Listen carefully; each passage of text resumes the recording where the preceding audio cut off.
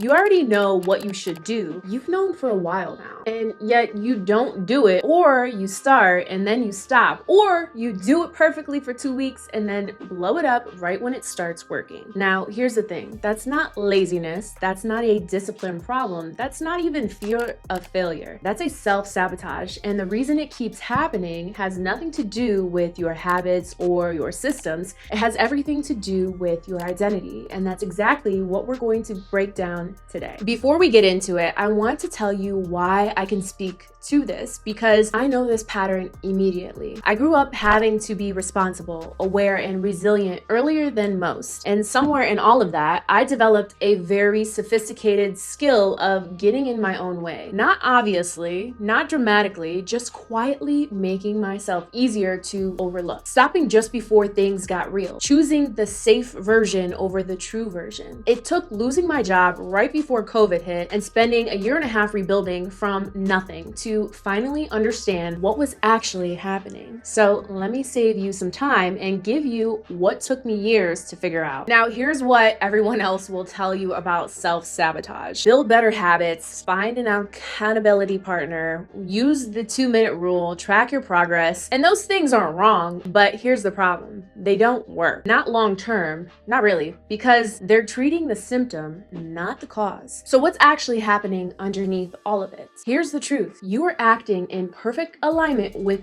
who you believe you are. You are not failing to be who you want to be. You are succeeding at being who you believe you are. What that means in practice is this. If some part of you believes you're someone who doesn't follow through, you won't follow through. If some part of you believes that being fully seen isn't safe, you'll hide just before you get seen. And if some part of you believes you don't really deserve the thing you're reaching for, you'll reach right up to the edge of it and pull back every single time, because the behavior is just the identity made visible. So let's talk about the 3 identity patterns I see most often underneath self-sabotage. I want you to see which one is yours, because most people have at least one and some have all 3. The first pattern is the identity of not being enough. This one usually starts early. You were overlooked or not fully chosen, or you learned that wanting too much led to disappointment. So over time, you built a story, I'm not quite enough to have the thing I actually want. And now every time you get close to something that matters, that story activates. And you find a way unconsciously, automatically, to prove it right. Not because you want to fail, but because your identity needs to stay consistent with what it believes about you. The second pattern is the identity of not being safe when you're fully seen. Now, this one is quieter and a little more sneaky. You want to be visible, you know you have something to offer, but every time you get close to really being seen,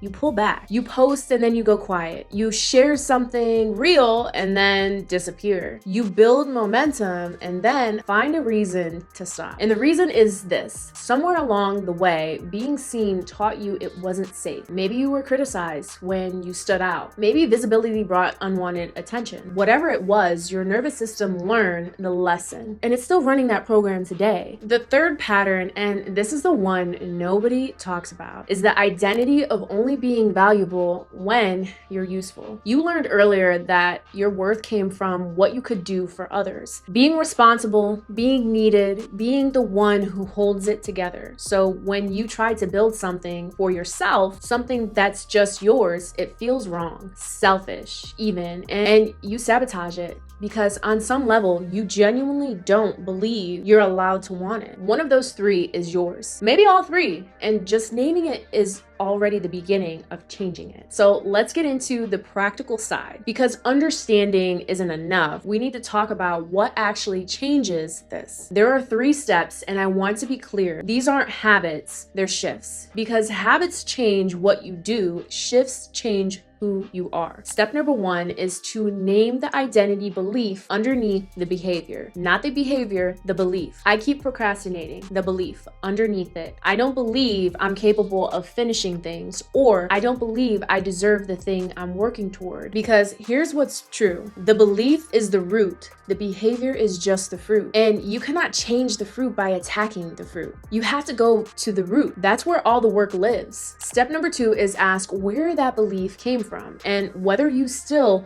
want to carry it. Most of the identity beliefs that drive our self-sabotage were not chosen. They were learned from circumstances, from how people treated us, from what we needed to believe in order to survive something. And that belief served you then, but you are not then. You are now. And the most important question you can ask yourself is this belief mine or did I inherit it? Because if you inherited it, you can put it down. You can decide what you believe about yourself from here. Step number 3, and this is the one that actually makes it stick, is to start collecting evidence for the new identity. This is the part people skip. They do the inner work, they have the realization, and then they wait to feel different before they act different. But it doesn't work that way. You have to act from the new identity first before it feels real, and let evidence catch up. Small acts, consistent acts, not grand gestures. Showing up when you said you would. Finishing the thing you started, sharing the work before it's perfect. Every single one of those is a vote for the new identity. And eventually the votes add up and the self-sabotage loses its grip, not because you forced it out, but because the new identity became louder than the old one. So here's what I want to leave with you. You are not broken. You are not weak. You are not someone who just can't follow through. You are someone who is running an identity that was built for a different season of your life. And that identity has an expiration date. The work isn't to push harder. The work is to choose differently, to decide who you are, and then to let your actions, small, consistent, unglamorous actions, prove it to be yours over time. If this resonated, if you felt something shift while watching this, that's exactly what Radiance Revival is built for. It's the community where we do this inner work together. Not theory, not another framework to consume, the actual process of rebuilding your identity so your outer life can finally catch up. Link is in the description. Come find us. And one more question before you go. Which of these 3 patterns did you recognize in yourself? Tell me in the comments and I read every single one of them. I'll see you in the next one.